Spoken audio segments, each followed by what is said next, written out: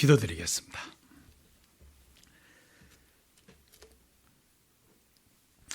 하나님 아버지, 저희들을 영원한 멸망 가운데서 구원해 주시고 이 큰 일을 이루시기 위해서 우리를 위해 십자가에 달리시고 또 우리를 영원한 생명으로 또 영원한 소망으로 없어지지 아니할 기업의 후사로 저희들을 세워주신 고마우신 하나님 아버지 앞에 모든 영광과 감사를 드립니다. 오늘 아침에도 주일을 맞이해서 하나님 앞에 나와 있는 저희 모두를 축복해 주시고 우리를 늘 아끼시며 또 보살피시고 우리의 마음을 주님의 말씀으로 붙들어서 이 세상 험난하고 또 병균 많고 바이러스가 많은 이 나라에 또 전 세계에 하나님의 자녀들을 마치 애굽 땅에 있는 모든 사람들 가운데 고센 땅에 이스라엘 백성들을 지켜주신 것처럼 저희들을 늘 보호하시고 인도해 주심에 감사드립니다. 오늘 주 앞에서 있는 저희 모두를 주님의 합당한 말씀으로 도와주시며 또 우리 속에 행하시는 하나님께서 주의 소원을 두고 행케 해주심을 감사드립니다. 저들의 삶 여러 곳에 또 구석구석 주님의 손길로 붙잡아 주시고 연약하고 참 무익하며 어리석은 저들을 주님의 선한 일에 써주시고 또 이끌어 주심에 감사합니다. 오늘 하루 동안 있을 모든 교제와 모임 가운데 주 성령께서 도와주시고 인도해 주시옵소서. 함께하지 못했지만 또 집에서 유튜브로 말씀을 듣는 형제 자매님들, 또 식당에서 또 4층에서 말씀을 함께 나누는 모든 지체들 일일이 기억해 주시고 어느 곳에 있든지 우리 주님의 사랑과 은혜에 젖는 시간 되게 도와주옵소서. 예수님 이름으로 기도드립니다. 아멘. 성경 말씀 읽겠습니다. 마가복음 7장입니다.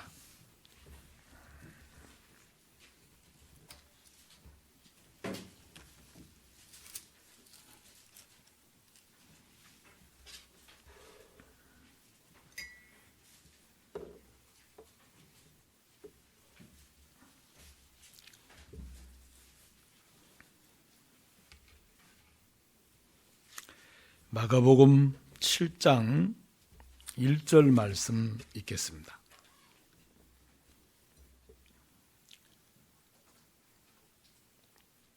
바리새인들과 또 서기관 중 몇이 예루살렘에서 와서 예수께 모였다가 그의 제자 중 몇 사람의 부정한 손 곧 씻지 아니한 손으로 떡 먹는 것을 보았더라. 바리새인들과 모든 유대인들이 장로들의 유전을 지키어 손을 부지런히 씻지 않으면 먹지 아니하며 또 시장에서 돌아와서는 물을 뿌리지 않으면 먹지 아니하며 그 외에도 여러 가지를 지켜 오는 것이 있으니 잔과 주발과 놋그릇을 씻음이로라. 이에 바리새인들과 서기관들이 예수께 묻되 어찌하여 당신의 제자들은 장로들의 유전을 준행치 아니하고 부정한 손으로 떡을 먹나이까. 넘기셔서 24절부터 읽겠습니다. 예수께서 일어나사 거기를 떠나 두로 지경으로 가서 한 집에 들어가 아무도 모르게 하시려 하나 숨길 수 없더라. 이에 더러운 귀신 들린 어린 딸을 둔 여자가 예수의 소문을 듣고 곧 와서 그 발 아래 엎드리니 그 여자는 헬라인이요 수르보니게 족속이라 자기 딸에게서 귀신을 쫓아주시기를 간구하거늘 예수께서 이르시되 자녀로 먼저 배불리 먹게 할지니 자녀의 떡을 취하여 개들에게 던짐이 마땅치 아니하니라. 여자가 대답하여 가로되 주여 올소이다마는 상 아래 개들도 아이들의 먹던 부스러기를 먹나이다. 예수께서 가라사대 이 말을 하셨으니 돌아가라 귀신이 내 딸에게서 나갔느니라 하시매 여자가 집에 돌아가 본즉 아이가 침상에 누웠고 귀신이 나갔더라. 30절까지 읽겠습니다.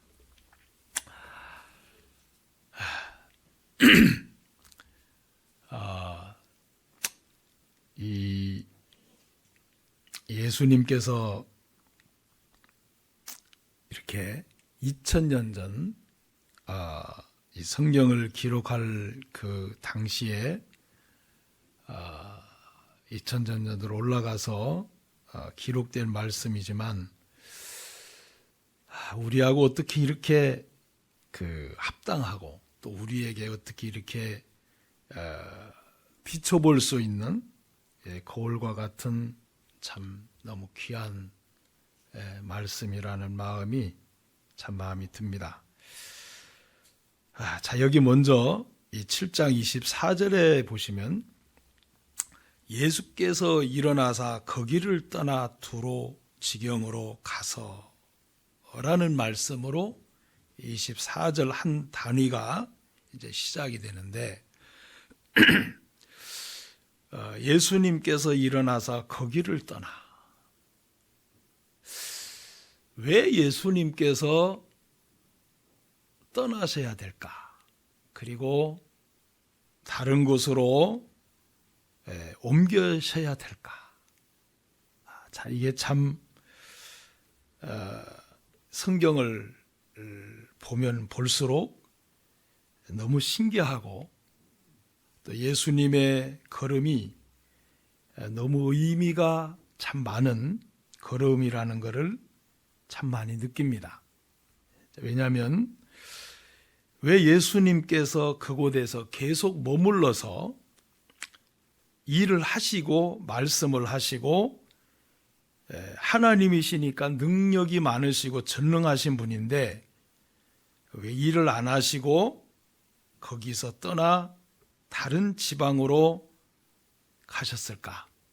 자, 이게 참 우리 이 시대를 살아가고 있는 그리스도인들에게도 또 세상 사람들에게도 결코 그냥 지나칠 수 없는 너무 귀한 말씀이라고 생각이 돼요. 자, 거기서 떠나. 물론 능력을 많이 행하시고도 떠날 수 있을 수도 있고 아무 일도 행할 수가 없어서 떠나실 수도 있고 자, 이게 이제 예수님의 마음이신데 자, 여기서는 문맥상으로 보면 예수님께서 더 이상 그곳에 머물 필요가 없으셨던 거예요. 더 이상 예수님의 일을 행하실 수가 없었기 때문에 예수님께서 그 고향에 많은 능력을 행하시고 싶었지만 저들이 예수님을 믿지 아니함으로 이상히 여기더라 라는 말씀을 기록한 적이 있는데 자, 그러면 예수님께서 왜 거기서 떠나 다른 두로 지경으로 가셨을까? 또 비교가 되는 게 뭐냐면은 예수님께서 떠나서 가신 곳이 어디냐면 두로 지경이에요. 이방 땅이죠. 자, 그런데 7장 1절은 어디서부터 시작이 되냐면 자, 우리 7장 1절로 가시겠습니다. 왜 거기서 떠나서 두로 지경으로 가셨는지 자, 7장 1절 바리새인들과 또 서기관 중 몇이 예루살렘에서 와서 예수께 모였다가 그의 제자 중 몇 사람의 부정한 손, 곧 씻지 아니한 손으로 떡 먹는 것을 보았더라. 자, 여기는 예수님과 만나는 대면하는 사람들이 누구냐면 바리새인과 서기관들이에요. 공교롭게도 24절에서 예수님을 만나는 사람은 수로보니게 여자, 가나안 여자, 귀신 들린 딸을 둔 여인의 이야기로 시작이 돼요.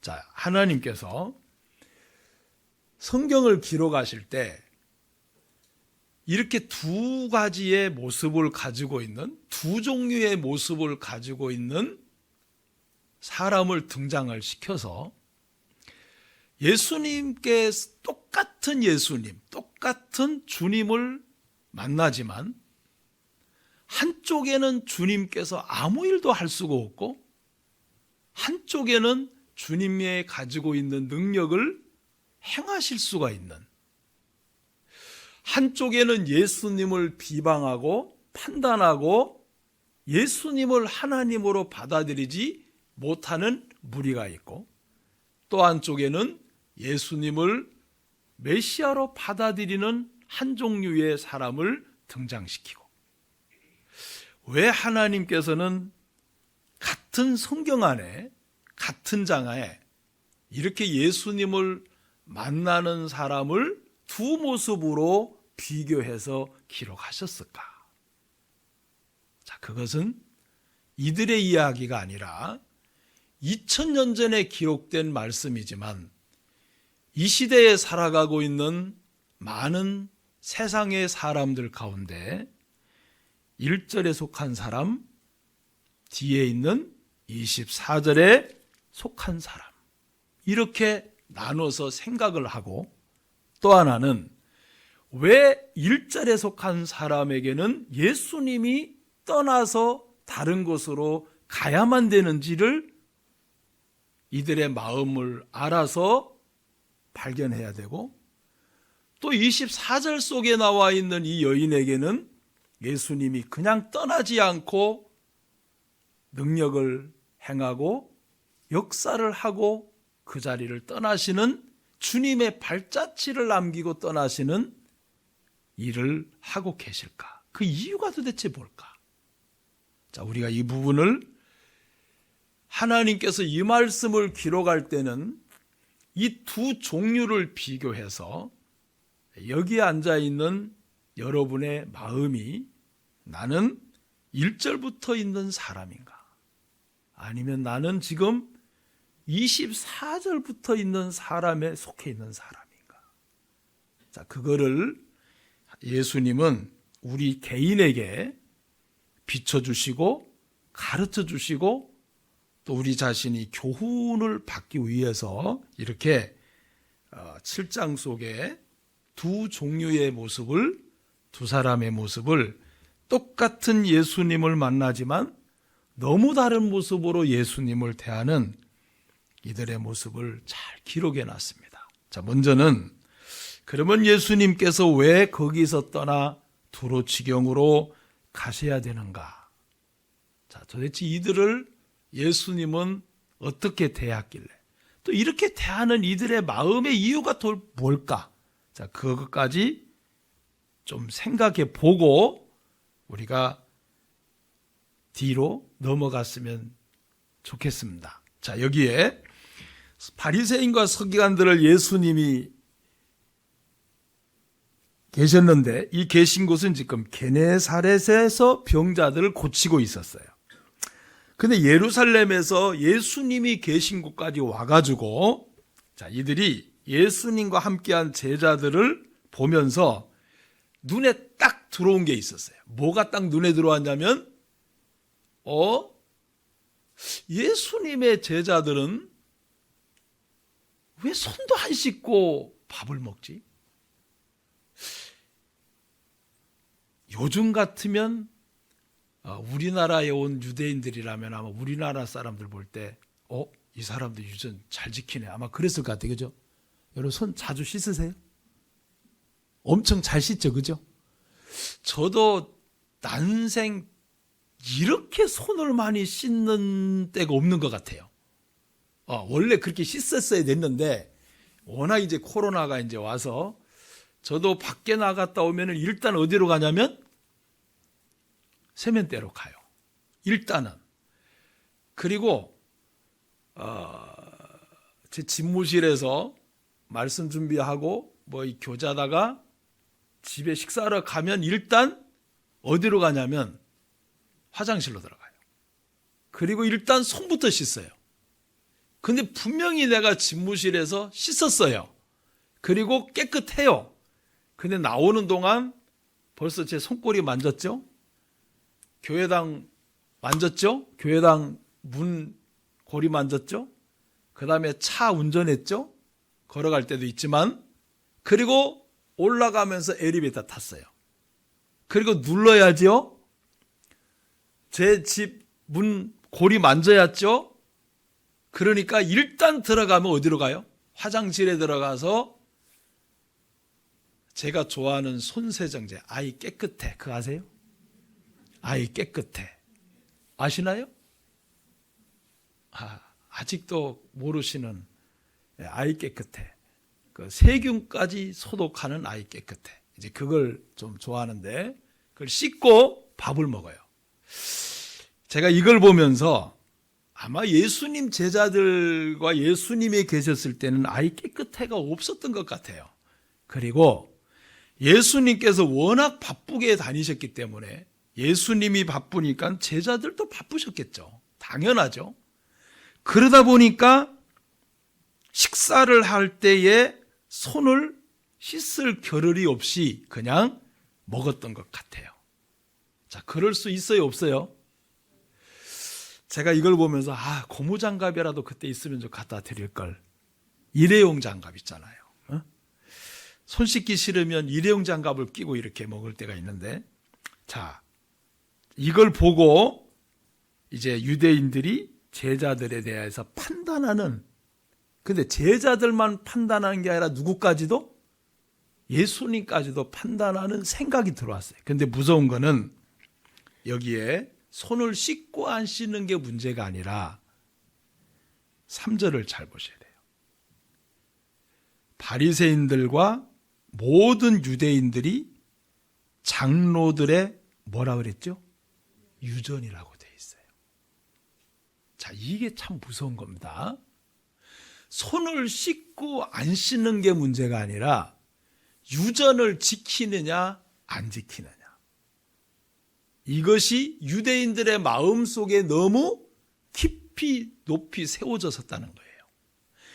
그래서 말씀을 갖고 계시는, 영생의 말씀을 갖고 계시는, 정말 자신들의 죄 때문에 오신, 그리고 이스라엘을 구원하러 오신 예수님까지도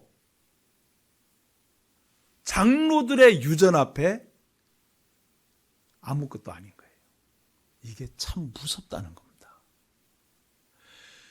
장로들의 유전이 지키면은 안 좋다, 좋다, 그걸 떠나서 장로들의 유전이 생명의 말씀을 가진 예수님을 그 위에 올라가 있다는 거예요. 예수님까지도 장로들의 유전을 밑에다 뒀다는 겁니다. 이게 얼마나 무서운 일인지 몰라요. 자, 왜 무서우냐면 보세요. 요 결과가, 이런 결과가 어떤 결과가 나오냐면은 밑으로 내려오세요. 6절. 가라사대 이사야가 너희 외식하는 자에 대하여 잘 예언하였도다 기록하였으되 이 백성이 입술로는 나를 존경하되 마음은 내게서 멀도다.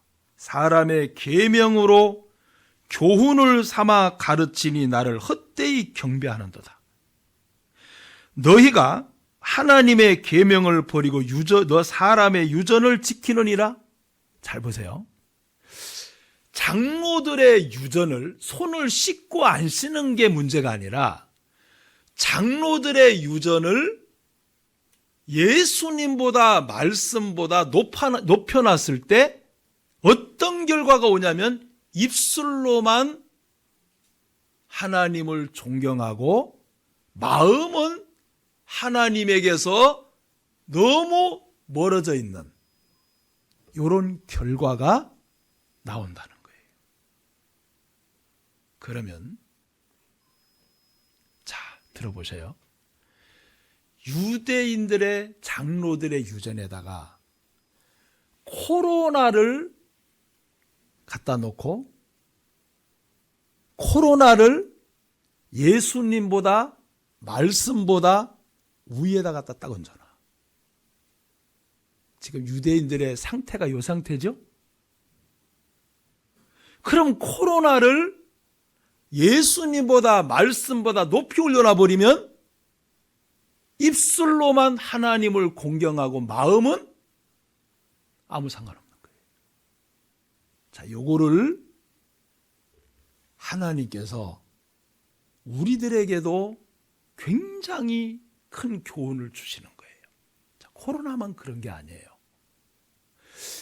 여러분의 옳다는 생각이 예수님보다도 말씀보다도 높이 올려놓으면은 어떤 경우가 오냐면은 8절에 너희가 하나님의 계명은 어떻게 하고 버려요. 그리고 사람의 유전을 지켜요. 이게 참 무서운 거예요. 자, 여러분의 삶에 여러분의 자녀를 아들보다도 예수님보다도 말씀보다도 위에다 두면 이런 결과가 와요. 이런 결과가. 이게 참 무서운 겁니다. 자, 우리는 코로나 시절이고 어려운 일들이 많지만 유대인들처럼 유대인들이 생명같이 지키는 장로들의 유전처럼 우리가 우리의 생각 속에 우리의 삶 속에 뭔가를 높여놨을 때 그것은 요런 6절, 7절, 8절과 같은 결과를 만들어낸다는 거예요. 어떤 사람은 신앙생활하면서 자신의 부족함을 너무 크게 생각해요. 예, 그거는 맞아요.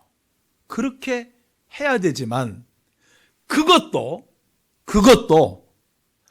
예수님과 말씀보다 위에 두면 안 돼요. 그래 되면 6절, 7절, 8절의 결과가 와요. 말씀은 다 무시해버리고 예수님을 판단하게 되고 주님 앞에 안 나가고 계명은 버리고 부족하다는 것에 잡혀버려요. 그것도 하나님이 원하시는 것은 아닙니다. 그것도 아니에요. 자, 그래서 2000년 전에 기록하신 주님의 말씀이지만 자, 이 속에 하나님께서는 여러분과 나를 참 사랑하셔서 가르쳐 주시는 겁니다. 자, 그런데 왜 이들은 그러면은 이렇게 갈까? 왜 이들은 장로들의 유전을 왜 이렇게 끔찍하게, 왜 이렇게 생명같이 말씀보다도 주님보다도 그렇게 크게 여기는 마음이 생겼을까? 그리고 6절에 있는 말씀처럼 입술로만 하나님. 예, 어떤 분은 저희 교회 아니에요. 이 구원받지 못하신 분들의 어떤 사람들과의 이야기하다 보면은 그분 속에서 오 주여라는 말을 참 많이 해요. 오 주여. 그런데 말씀을 물어보면 하나도 몰라. 자, 그게 이제 입술로만 하나님을 사랑하는 사람들이잖아요. 그래서 어떤 분이 빗대서 말하기를 하늘나라 가면은 다른 거는 천국에 안 와 있는데 입술은 다 천국에 와 있더라. 그런 말을 했어요. 왜? 입술만큼은 천국에 다 왔으니까. 자, 우스운 얘기지만, 자, 근데 왜 이들이 이렇게 됐을까를 이유를 이제 찾아가야 돼요. 자, 우리가 항상 성경을 볼 때 성경을 읽지만 문맥상도 깨달아야 되고 중요하고 봐야 되지만 항상 우리는 성경을 볼 때 한 부분을 더 생각해야 돼요. 왜 이들이 이렇게 됐을까? 왜 이들은 이렇게 될 수밖에 없었지? 라는 패션을 갖다 붙여놓고 또 찾아가야 돼요. 그래야 성경이 꿀송이처럼 달고 재미가 있어요. 왜 이렇게 됐을까요? 자, 예수님께서 요 성경을 인용하셨는데, 제 성경에는 가라사대 이사야가 너희 외식하는 자에게 대하여 잘 예언하였도다 기록하였으되 이 백성이라는 이 자 옆에 제 성경에는 기억이 써 있어요. 기억. 어디죠? 이사야 29장 13절. 찾아가 볼까요? 이사야 29장 13절.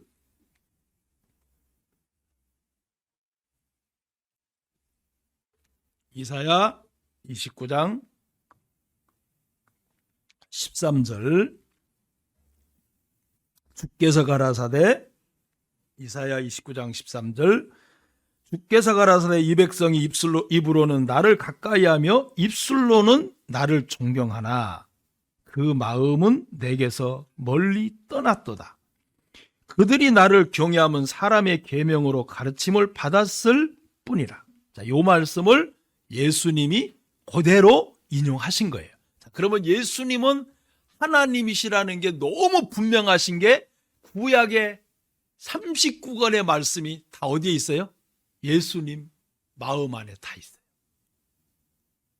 그래서 그때그때마다 구약을 정확하게 인용해 나가세요. 와, 하나님이신 거 맞죠? 정확합니다. 다 하세요. 자, 그런데 이들이 왜 이렇게 됐냐면 어디로 가야 되냐면은 9절부터 보세요. 자, 9절. 거기에 9절 위에 제 성경에는 뭐라 되냐, 파란 글씨로 입술로는 존경하나 마음은 떠났다. 여러분, 우리 코로나가 왔지만 이렇게 되면 안 됩니다. 무서워요. 코로나라고 우리의 마음이 바쁘다고 우리의 마음이 할 일이 너무 많다고 이렇게 되면 안 돼요. 그러면 헛것을 위해 사는 거예요. 자, 왜 되냐면 9절에 보세요. 너희는 놀라고 놀라라. 자, 여기부터 사실 여기 시작돼야 됩니다. 너희는 소경이 되고 소경이 되라.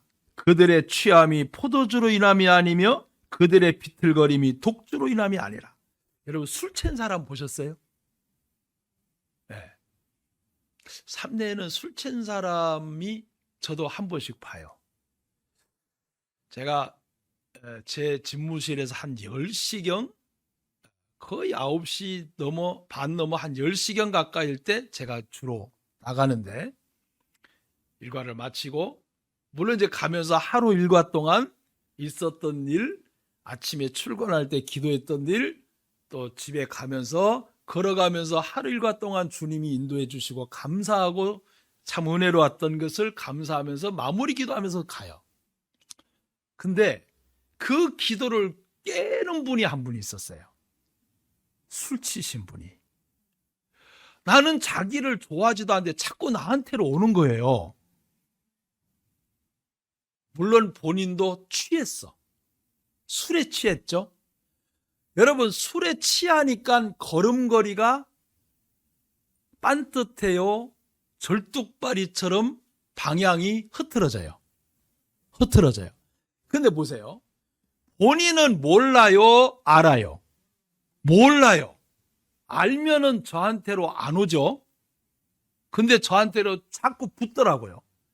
그 내가 아이고 주여 어쩔까 하고 이렇게 피했죠. 피하니까 이제 제 옆에 있는 차한테 딱 갖다 부딪혔어요.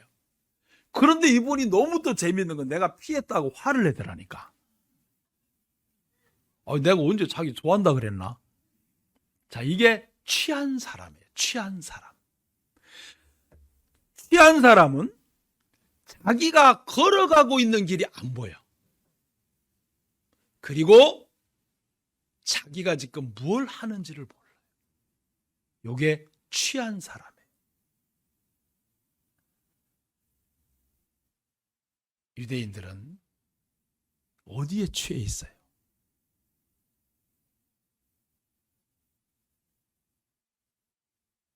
율법에 취해 있어요. 자신을 의롭게 하는 취해 있어요. 그리고 이들은 소경이라고 돼 있어요. 뭔가 우리의 생각이 취해 있을 때, 자, 우리는 잊어버려요. 생명의 원천이신 주님도 잊어버리게 되고, 하나님께서 내게 주신 인생의 목적도 잃어버리게 되고, 방향도 잃어버리게 되면서 비틀거리기 시작해요. 왜 마음이 공허해지냐면, 하나님께서 정해준 길로 못 가고 다른 것에 내가 지금 정신이 취해 있다는 거예요. 돈 버는 것에 정신이 취해 있다든지, 스마트폰에 정신이 취해 있다든지, 스포츠에 내가 정신이 취해 있다든지, 뭔가 다른 것에 내가 술에 취한 것처럼 취해 있어요. 올바른 발걸음이 아니에요. 취해 있으니까 자기가 뭘 하고 있는지도 몰라요. 요게 취해 있는 사람이에요. 비틀거리는 사람. 생활의 염려로, 근심으로 너희 마음이 둔해질까 염려하라. 자, 우리는 세상살이를 살면서 많은 것들을 만나지만 우리의 마음의 초석같이 절대로 무너뜨리지 말아야 될 게 하나 있어요. 그건 뭐냐? 하나님보다 앞세우지 마라. 말씀보다 앞세우지 마라. 이건 초석 같아요. 이게 흔들려 버리면 안 돼요. 두 번째, 이 유대인의 장로들의 유전을 이렇게 생명같이 지키는 사람들이 왜 예수님을 앞에 두고, 여러분, 저는 신앙생활 하면서 이런 생각을 한번 해봤어요. 2000년 전에 오셨던 예수님이 우리에게 오셔서 한번 설교 한번 하시면 어떨까? 그럼 어떨까요? 좋아요, 안 좋아요? 좋을 것 같아요? 긴장돼서 다 넘어질 것 같은데. 좋기는 좋지만 예수님이 여기 딱 서 계시면 여기 앉아있는 여러분들이 너무 감당이 안 돼서, 그러나 한번 오셔서 우리 예수님이 설교 한번 하시면 어떨까? 그런 생각을 한번 해보았어요. 자, 예수님이 오시면 설교 끝난 뒤에 어떻게 할까요? 아마 우리 형제자매님들은 사진 촬영하자고 난리가 날 것 같아. 그죠? 맞죠? 그죠? 그리고 양상경제는 진짜 바쁘실 것 같아. 사진 찍는 하고. 예수님이 여기 계셔서 설교를 하신다. 어떠실까? 그런 생각을 한 번씩 했어요. 왜냐하면 저는 아무리 설교해도 부족하니까. 정말 부족하니까. 자, 그런데 이런 예수님이 계신데 왜 이들은 예수님과 가까이 안 지내고 이렇게 판단하고 멀리만 지내야 되지? 마음이? 자, 이 이유를 하나만 더 이야기할게요. 어디에 취해 있고, 또 하나는, 자, 7장 뒤편으로 넘어가세요. 13절, 너희의 전한 유전으로 하나님의 말씀을 폐하며, 이게 참 무서운 거죠. 장로들의 유전으로 하나님의 말씀을 폐하며 또 이 같은 일을 많이 행하느니라 하시고, 그 다음에 예수님이 쭉 이제 말씀을 하세요. 그러면서 뭐라고 하시냐면은, 자, 21절 넘어갑니다. 속에서 곧 사람의 마음에서 나오는 것은 악한 생각, 곧 음란과 도적질과 살인과 간음과 탐욕과 악독과 속임과 음탕과 흘기는 눈과 회방과 교만과 광패니 이 모든 악한 것이 다 속에서 나와서 사람을 더럽게 하느니라. 자, 이 사람에 있는 죄가 더럽게 하는 거지 음식이 더럽게 하는 건 아니다. 그 얘기를 설명하시려고 하신 거지만 왜 이들은 예수님을 가까이 계시면서도 하나님이신 예수님을 못 받아들일까? 왜 가까이 하지 못할까? 왜 예수님과 하나가 안 될까? 왜 예수님과 정말 마음으로 통하지 않을까? 문제는 자신들이 21절, 22절과 같은 죄인인 줄을 모르는 거예요.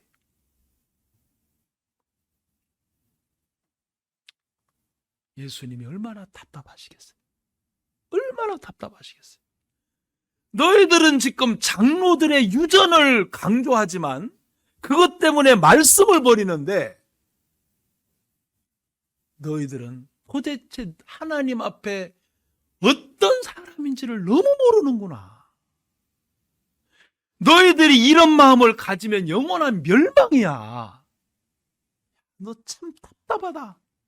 너희들 참 미련하다. 너희들은 정말 죄악 덩어리로 이 7장 21절, 22절, 23절과 같은 이런 마음을 품고 있잖아. 그런데 장로들의 유전을 지킨다고 그것 때문에 이 말씀을 다 패하고 나를 비방하고 판단하냐? 왜 이렇게 어리석은 짓을 하냐? 지금 예수님의 마음이 엄청 답답해 하시는 거예요.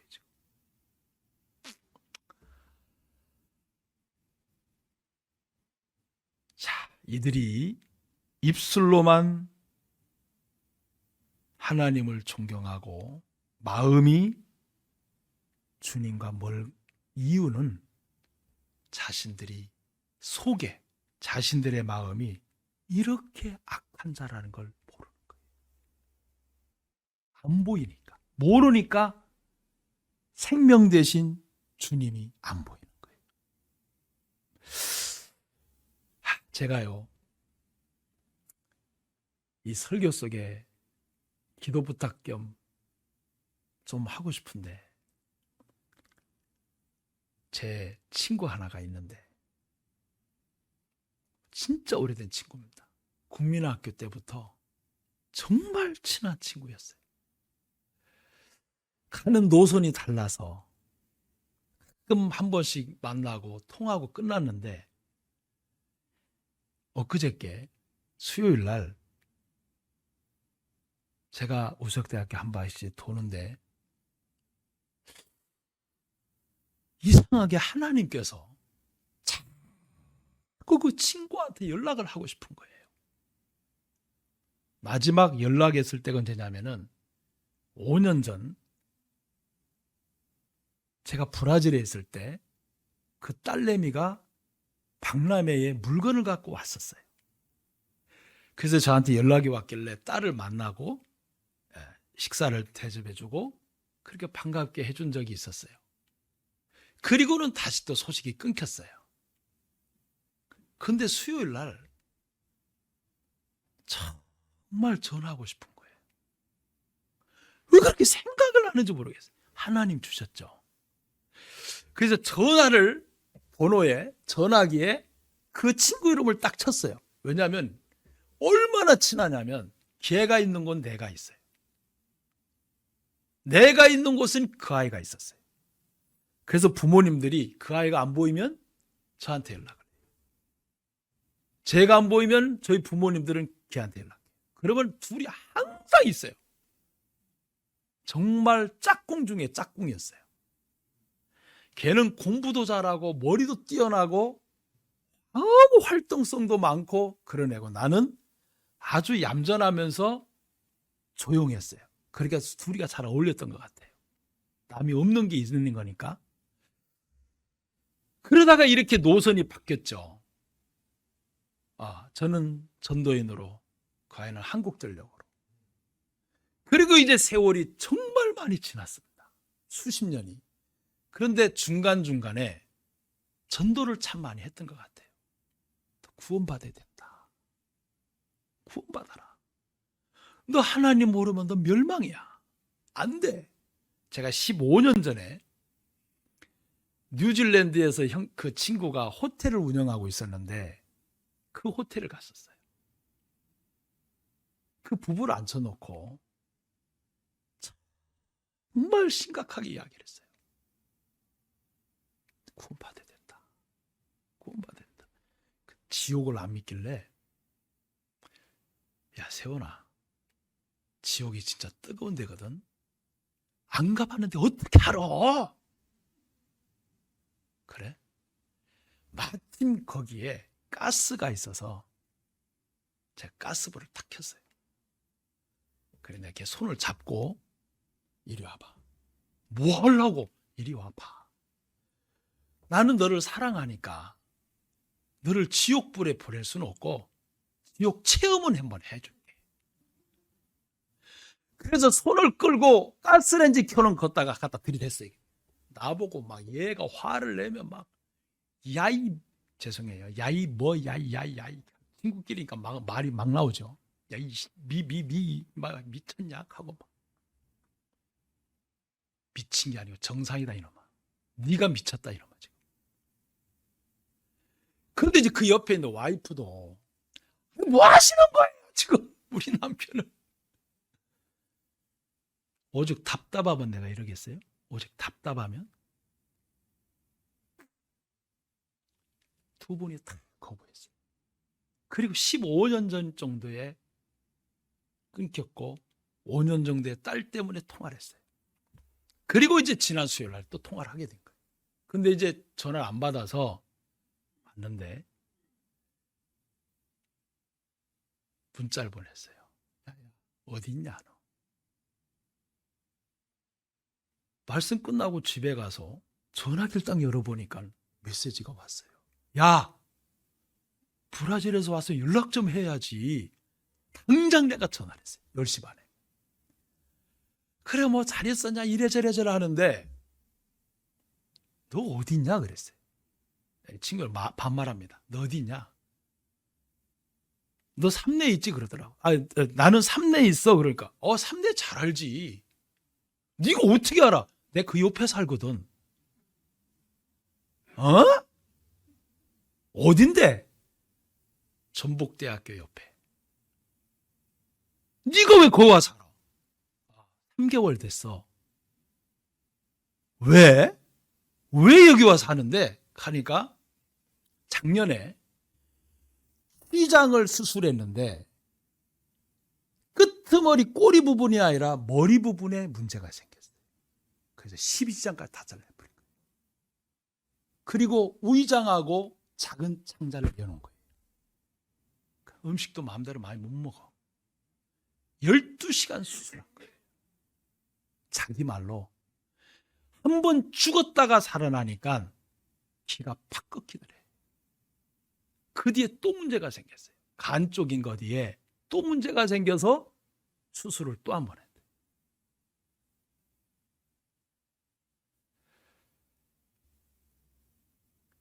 제가 그랬어요. 세원아, 너 구원받아야 돼. 이번에는요. 소리 안 하고 알아가더라고. 너 구원받아야 돼. 너 이번 주 시간 있어? 없어. 왜? 나 금요일 날, 토요일 날 어디 가야 돼. 어디 가는데? 금요일 날 우리 와이프 기일이야.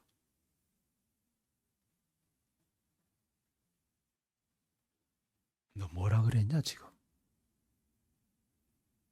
와이프 기일이야.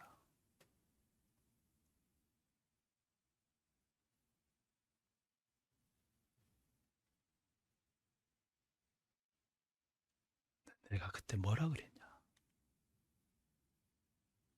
아내를 이렇게 보내냐 너. 3년 전에 병으로 죽은 거예요. 많은 일들이 있었던 거예요.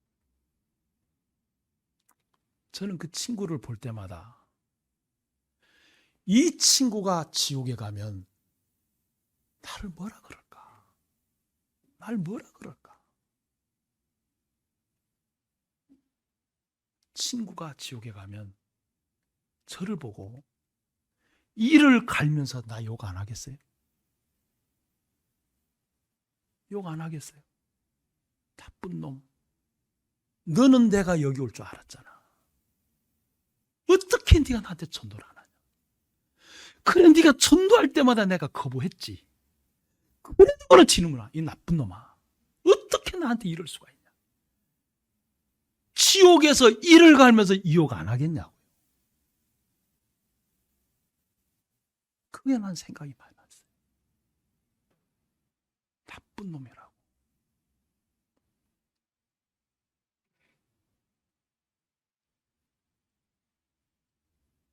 많은 일을 하나님이 겪게 하셨더라고요. 마음이 팍 꺾여버렸어요. 제가 다음 주에는 집회다. 내가 시간이 안 돼. 그 다음 주에 집회 끝나고 만날게. 여러분, 호세아 잠깐 볼까요?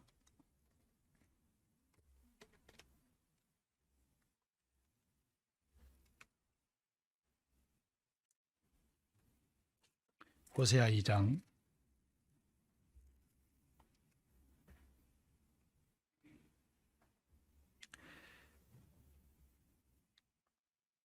6절, 호세아 2장 6절 1258쪽에 있습니다. 호세아 2장 6절. 그러므로 내가 가시로 그 길을 막으며 담을 쌓아 저로 그 길을 찾지 못하게 하리니 저가 그 연애하는 자를 따라 갈지라도 미치지 못하며 저희를 찾을지라도 만나지 못할 것이라. 그제야 저가 이르기를 내가 본 남편에게로 돌아가리니 그때에 내 형편이 지금보다 나았음이라 하리라. 여러분, 우리는 많은 사람들이 연애를 해요. 세상을 연애, 돈을 연애하고 출세를 연애하고 이 땅에 영광을 연애해요. 더 좋은 집, 더 좋은 차, 더 좋은 아름다운 것을 참 연애해요. 그것에 취해서 끝까지 연애하면서 따라다니는데 하나님께서 가시로 그 길을, 담장으로 그 길을 막아서 연애하는 걸 못 찾게 만들어버려요. 그거는 하나님의 사랑입니다. 본 남편인 하나님께로 돌아오라고. 너 지금 뭐 하고 있냐? 내 영혼은 지옥 가고 있는데 본 남편은 하나님께로 돌아와라. 그래서 때리시는 거예요. 안 되게 하시는 거예요. 무너지게 만들어버리는 거라. 왜요? 무너져서라도 주님께로 와야 되고 꺾여서라도 생명을 얻는 게 낫지, 세상적으로 연애한 것을 다 취하고 연애하는 모든 걸 다 얻고 난 뒤에 지옥 가느니 모든 걸 잃어버리고 거지가 되는 한 구원받아 천국 가는 게 그 영혼에겐 훨씬 낫다는 거예요. 내가 그 친구와 전화를 끊고 이 말씀이 생각이 났어요. 아내 잃어버렸죠. 건강 다 잃어버렸어요. 내가 그랬어요. 왜 전북대학교 옆에 사냐? 아차하면 병원으로 달려가. 아차하면 병원으로 달려가. 바로 병원 옆에.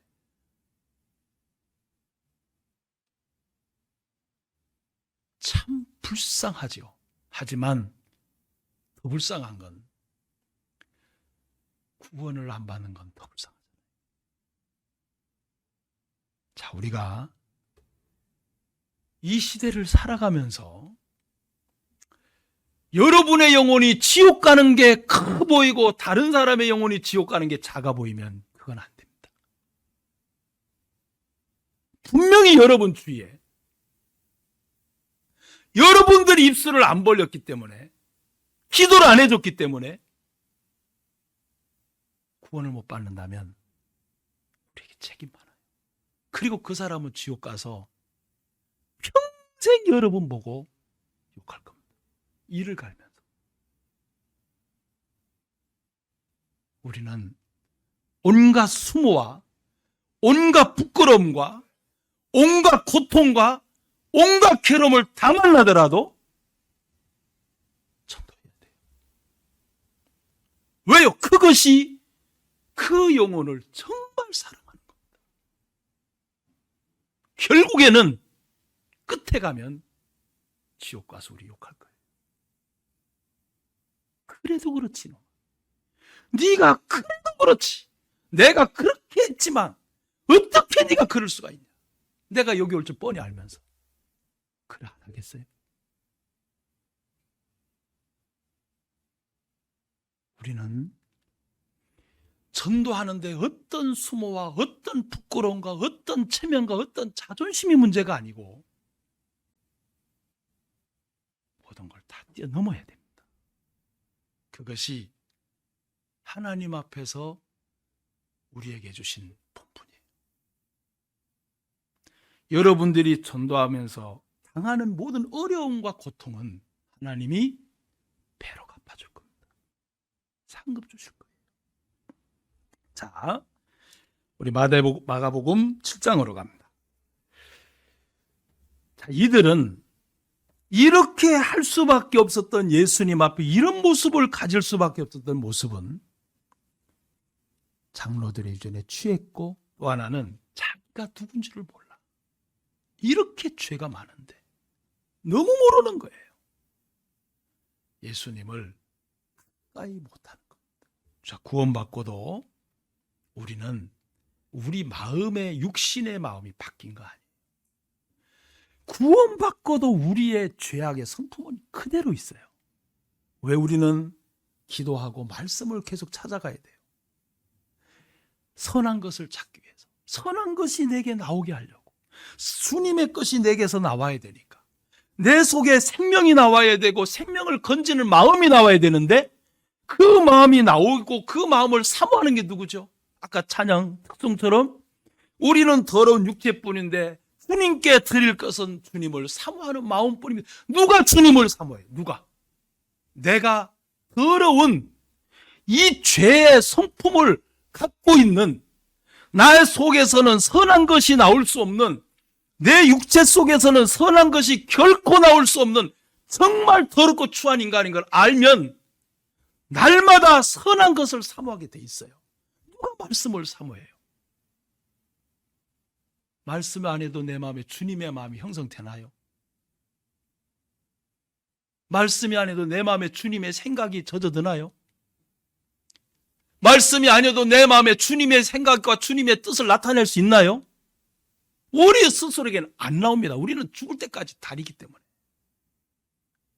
죽을 때까지 다래요, 우리는. 스스로 절대로 빛이 안 나요. 그러니까 끝까지 주님을 붙잡고 의지해야 됩니다. 그리고 말씀을 받아들여야 돼요. 말씀을 안 받아들이면 말씀 속에 있는 주님의 마음이 우리 마음의 형성이 절대로 안 된다니까요. 특히 묵상을 안 하면 안 나와요. 맨날 먹고 마시는 것에 정신없어요. 우리 속에 언제 주님의 마음이 형성돼요? 주님의 마음이 있는 말씀이 들어갈 때예요.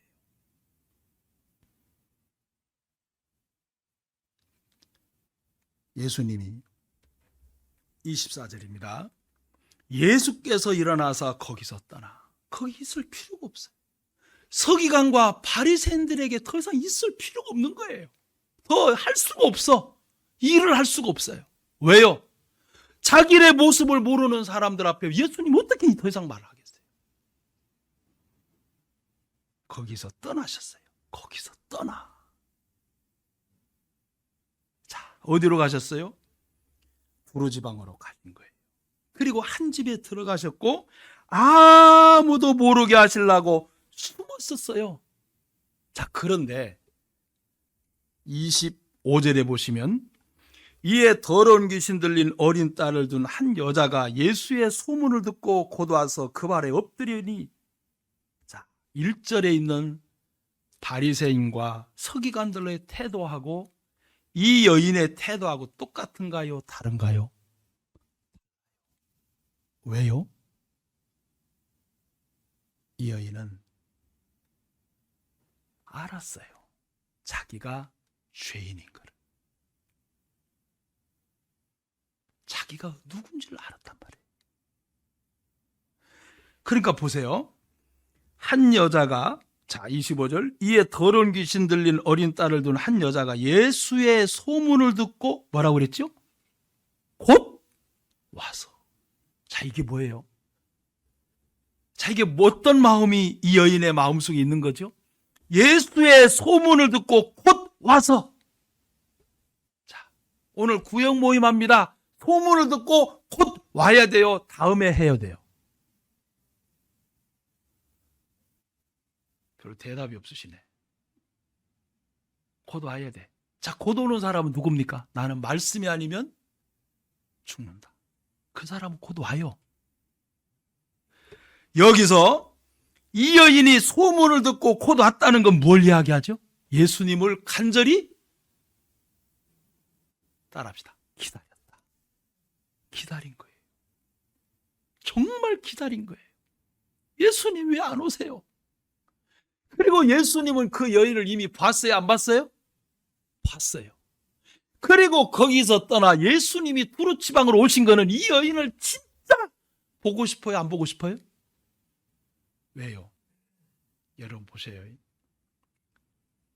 거리에서 만났는데, 형제자매님들끼리 만났는데, 한국 사람은 동양 사람 뭔가 이게 좀 하나가 집에 써 있어서 반가워도 반가운 표정을 다 못 내잖아요.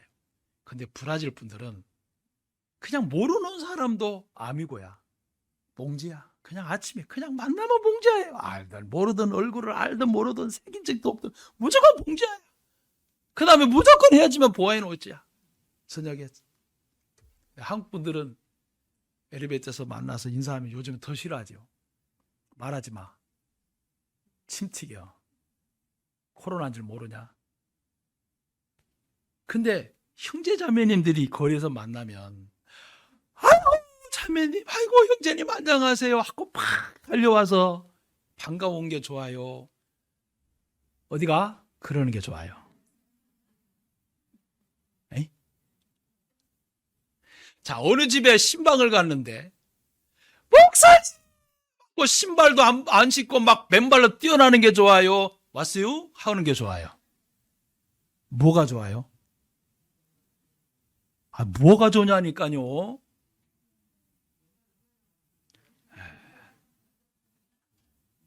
얼마나 나를 기다렸으면 저럴까. 예수님도 똑같을 거 아니에요.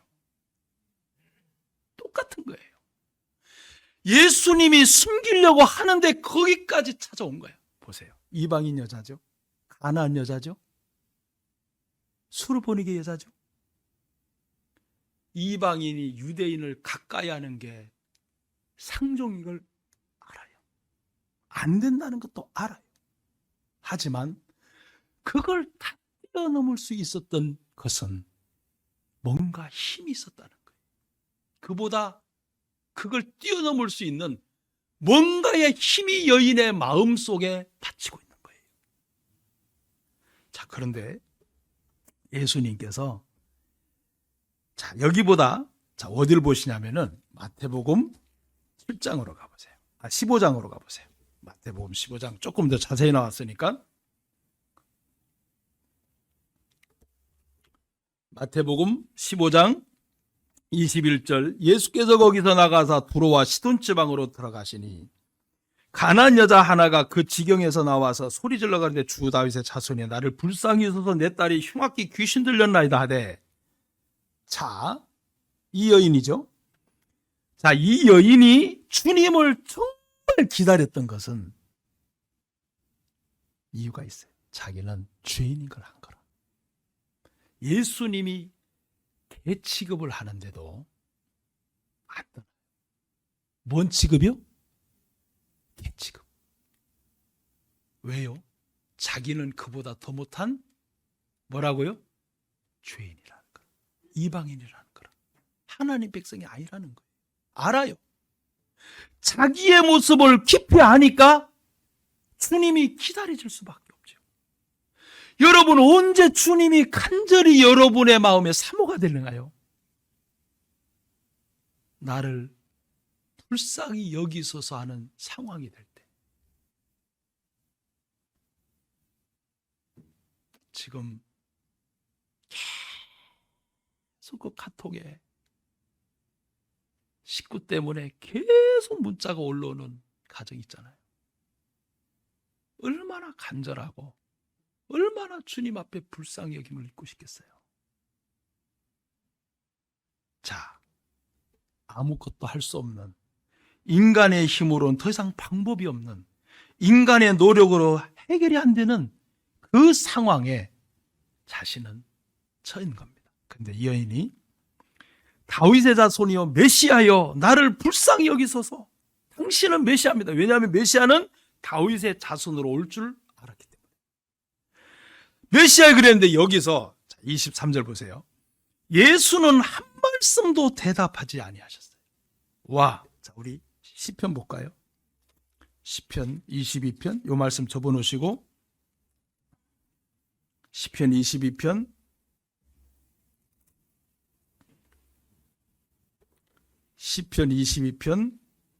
2절 자, 요 말씀 다시 옵니다. 본문은 접어놓으시고 내 하나님이여 내 하나님이여 자 22장 1절입니다. 시편 내 하나님이여 내 하나님이여 어찌 나를 버리셨나이까 어찌 나를 멀리하여 돕지 아니하시오며 내 신음하는 소리를 듣지 아니하시나이까. 와, 자, 요 마음하고 수로보니게 여인의 마음하고 지금 똑같아요. 근데 자 보세요. 이렇게 간절히 지금 다윗의 마음이 얼마나 간절해요. 이게 뭐냐면 10여 년 동안 사울을 통해 너무 쫓겨다니면서 힘들었을 때 하는 이야기예요. 이 상황이 지금. 이게 딱 그 상황입니다. 지금. 어찌하여 자 보세요. 사울은 계속 죽이러 다니죠. 다윗은 몰리죠. 도망 다니죠. 1, 2년이 아니고 한두 개월이 아니라 10년이잖아요. 10년. 요 앞에 에어컨 좀 꺼주세요. 10년이잖아요. 히팅 좀 꺼주세요. 앞에 거. 자, 내 하나님이여 내 하나님이여 어찌 나를 버리셨나까. 자, 하나님이 버리신 것처럼 느껴지겠어요? 안 느껴지겠어요? 다윗이. 그럼요. 왜? 너무 사울이 못 살게 구니까. 어찌하여 나를. 자, 이게 막 실험하는 기도입니다. 여러분 진짜 어려우면 이런 기도 나와요? 안 나와요? 하나님 도와줘요. 불쌍히 여겨주세요. 이 실험 소리 기도예요. 와, 이 다윗이 지금 그 기도하고 있는 겁니다. 그런데 보세요. 이 정도 되면 주님이 다윗아 조금만 기다려라 뭐 이렇게 답이 나오셔야 되는데 2절 다 같이 읽을까요? 내 하나님이여 내가 낮에도 부르짖고 밤에도 잠잠치 아니하오나 세상에 여러분도 주님이 응답지 않는 것처럼 느낄 때 있어요 없어요? 아, 주님 진짜 너무해. 예수님께서 이 여인을 만나러 오셨어요. 주 다윗의 자손이여 나를 불쌍히 여기소서. 한 말씀도 안 해. 와, 이거는 미워서가 아니에요. 이 여인을 위해서 예수님께서 믿음을 더 연단하시고 마음을 훈련하시고 더 좋은 영적인 세계로 이끌어 가시려는 하나님의 주님의 마음인 겁니다. 한 말씀도 안 하는 거예요. 다윗도 이런 적이 있었어요. 시편 22편처럼. 한 말씀도.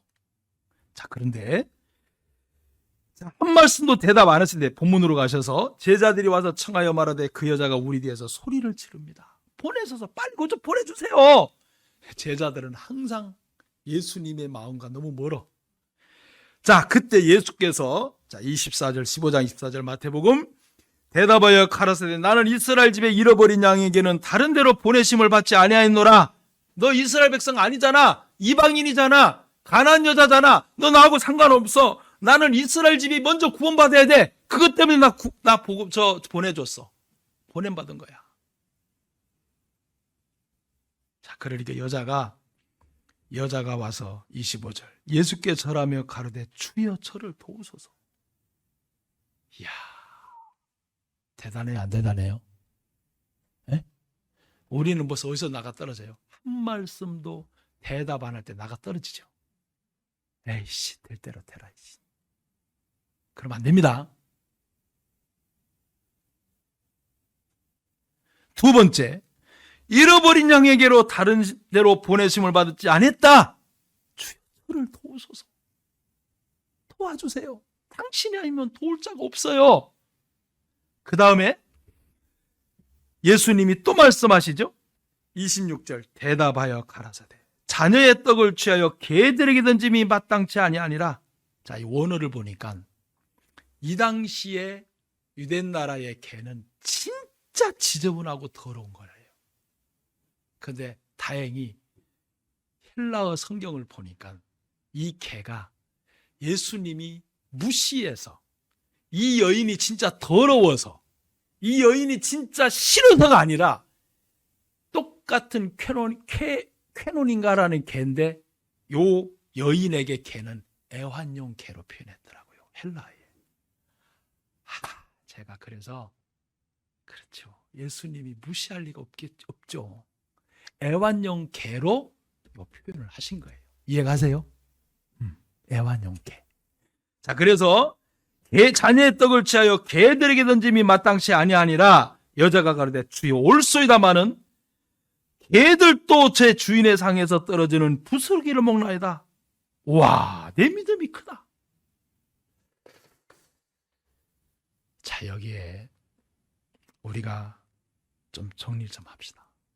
어떻게 이 여인은 23절에 한 말씀도 대답을 안 하셨는데, 나는 이스라엘 집에 잃어버린 양으로 다른 데로 보냄을 받은 적이 없다고 하셨는데, 자녀의 떡을 취하여 개들에게 던짐이 마땅치 않다고 했는데도 왜 예수님에게 끝까지 물러나질 않을까?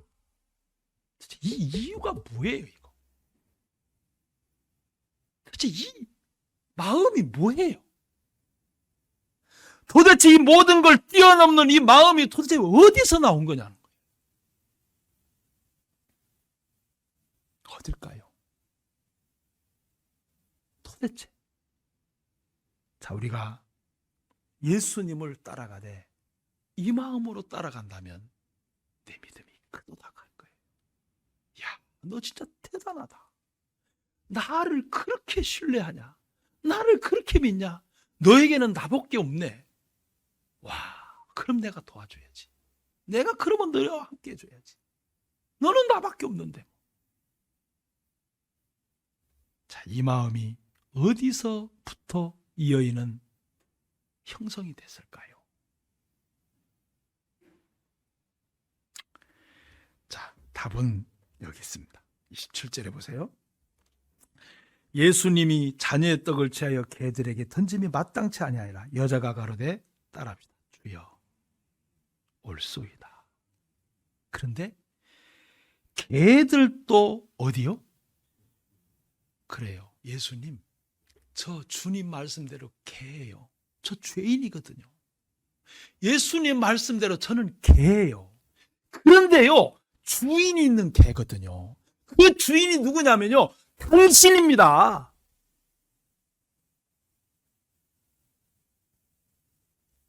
아예 아무도 안 놀래.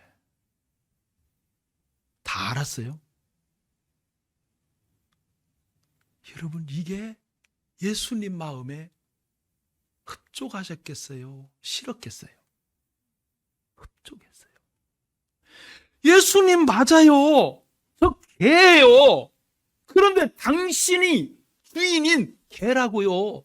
나는 당신이 주인이라니까요. 맞아요. 그러면 당신 부스럭이라도 한 말씀만 하세요. 이 예수님이, 와, 너 진짜 믿음 크다. 나를 내 주인으로 100% 믿고 있는 그 믿음이 크다는 거예요. 이 믿음이 크다는 거는. 이 믿음이 크다는 거는. 그러니까 보세요. 이 여인이 예수님께 온 거는, 자 보세요. 22절. 가나안 여자 하나가 그 지경에서 나와서 소리질러 가로되 뭐라고요? 따라합시다. 주가 들어갔어요. 주인주, 왕주. 주 다윗의 자손이요. 내려갑니다. 몇 절 보냐? 25절. 여자가 와서 예수께 절하며 가로되 뭐라고요? 주여. 주. 밑으로 내려옵니다. 27절. 주여. 옳습니다. 많은 제 주인의 상에서.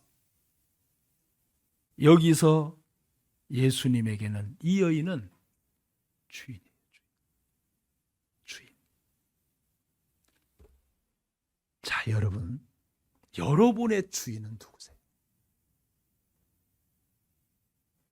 여러분의 생의 주인은 누군가요? 여러분은 진짜 누굴 주인으로 모시고 사나요? 돈인가요? 여러분의 뛰어난 건가요?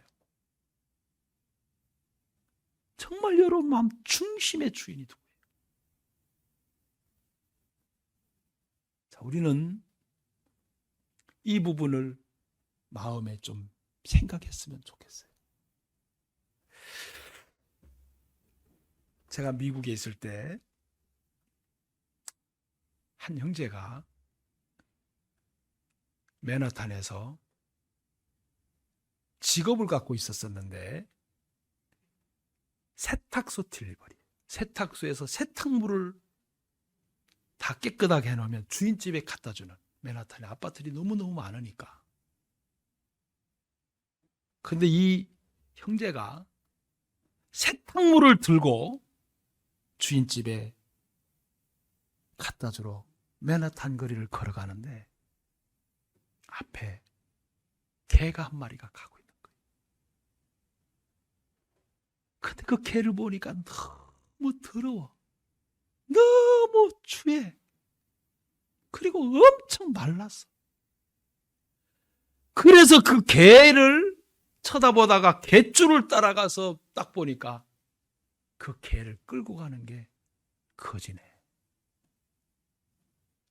아이고, 너도 주인을 닮았구나. 근데 세탁물을 들고 주인집에 갔는데 문을 열자마자 너무 예쁜 개가 나오는 거예요. 토실토실 살찌고 리본 달고 신발 신고 오동통하게 찌고 깨끗하고 털이. 그리고는 세탁물을 주고 나오면서 이 머릿속에 두 가지가 팍 비교가 된 거예요. 맞다. 개팔자는 상팔자락 하면 안 됩니다. 개팔자는 누구에게 달려있다? 주인에게 달려있다. 그러면서 형제가 마음에 충격이 왔어요. 나는 누가 주인이지? 나는 내 마음 중심에 누굴 주인으로 삼고 살았지 지금까지. 180도 바뀌어버렸어요. 180도. 그래서 전도인이 됐어요.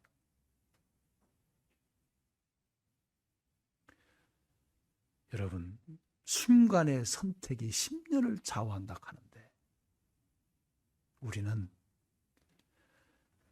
세상에 구원받지 못한 사람들에게 당신의 순간의 선택은 영원히 바뀝니다 라고 해야 되지만 우리는 이 생각 하나를 바꾸면 신앙생활에 참 빛이 나요. 주님이 주인 된 사람은 어떤 것도 크게 여길 수 없어요. 주님보다, 주인보다. 또 하나, 주인이 정말 나의 삶의 주인이 된 사람은 끝까지 주님만 의지. 당신에겐 답이 있으니까. 당신은 해결할 수 있으니까. 당신은 나의 모든 것을 아시니까. 왜 주님을 의지하다가 중도에 포기하냐면 주님이 주인이 안 됐다는 증거예요. 안 됐다는 얘기예요. 안 되더라도 망하더라도 주님을 끝까지 붙들어야 돼요. 주님, 이거 맞습니까? 이렇게 하는 게 진짜 맞아요? 좀 도와주세요. 주님이 나를 붙들고 나를 인도해 주실 수 있잖아요. 주님은 저를 다 알고 계시잖아요.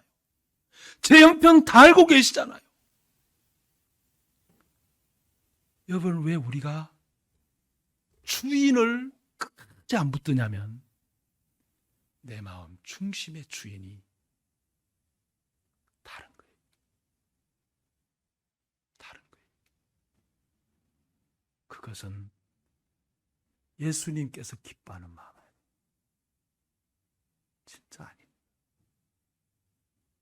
우리가 사람을 의지하는 마음이 주님이 주인이 안 돼서 그래요. 사람에게 실망하는 이유가 주인이 안 돼서 그래요. 사람에게 실망이 올 때도 주인이 주인 된 사람은 주님이 저를 통해서 나를 교훈하시려고, 나를 가르쳐 주실 게 있어. 그러니까 그렇지. 정말 여러분의 마음 중심에 예수님이 주인이신가? 이거를 그냥 한 번이 아니고 묵상에 젖어들면서 여러분의 마음에 스스로 질문질답을 하시면서, 이미 주님은 구원받을 때 주인으로 오셨지만 그 주님을 내가 주인으로 언제 나는 섬기고 있나? 이미 구원받을 때 그분은 주인으로 내 속에 들어오셨지만 언제 나는 내 마음 중심에 그분을 주인으로 지금 섬기고 있는지, 그때는 여러분이 결정하는 겁니다.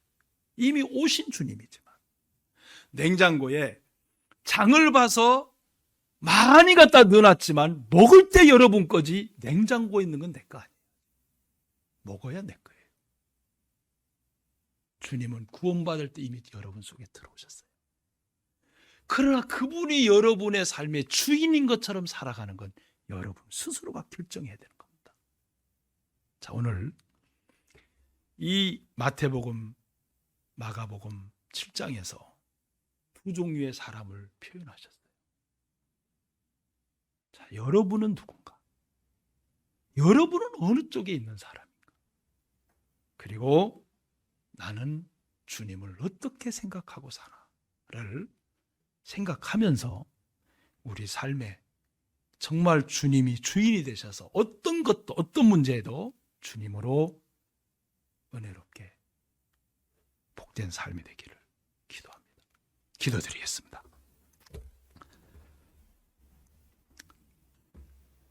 아버지 하나님, 감사합니다.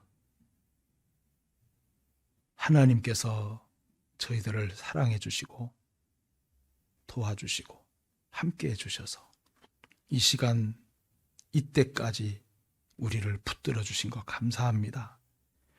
고마우신 주님, 우리 주님의 사랑하는 모든 성도들 한 분 한 분 하나님께서 우리의 삶에 동행해 주시고 주님이 주인이 돼서 그 주님을 주인답게 섬기는 마음으로 살아가도록 더욱 축복해 주시옵소서.